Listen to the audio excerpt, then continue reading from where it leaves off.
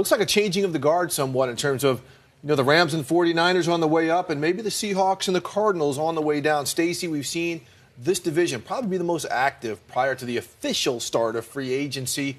What strikes you most about the moves that have been made? I go to the Rams right away. I mean, I texted with somebody from the Rams a couple weeks ago, and he said, we're trying. We're putting something together. But, what strikes me, I think, first and foremost is Alec Ogletree, the payroll casualty. I mean, the Giants are getting a good leader, I would say. The captain of that defense led the team in tackles.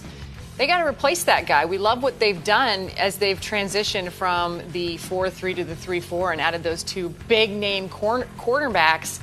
But they're going to have to replace this guy. And when I texted with one prominent executive with this team earlier this morning, he said it might take two guys to replicate or at least fill in for what Alec Ogletree gave this defense. Yeah, great point, Stacey. That guy plays so hard. I love what they did in getting two corners who live on the edge, Marcus Peters and my man Aqib Talib. But, you're Sean McVay, when he got the job as the youngest head coach in modern NFL history, hired Wade Phillips, who is one of the most experienced guys in the world. And now he's giving Wade Phillips his dream. Two lockdown corners on the outside and others who can play on the inside. So you got Marcus Peters, you got Aqib Talib. And, Steve, this is a team that, is locked in an arms race with the 49ers, who, since they got Jimmy Garoppolo, are getting after it. And B, they expect to be ahead a lot. And took care of LaMarcus Joyner. So, Yeah, they franchised LaMarcus Joyner. Exactly. Look, a low-risk acquisition on Sam Shields, who was a heck of a corner back in the day. Some injury sidelined him with the Packers. Guys, I'm taking it down to the Valley of the Sun. When I saw the deals, look, we all know Arizona had to get a quarterback, and they weren't really in on Kirk Cousins. In terms of he was going to go to Minnesota. But the Sam Bradford deal, paying him $15 million and coming out, they're going to add Mike Glennon.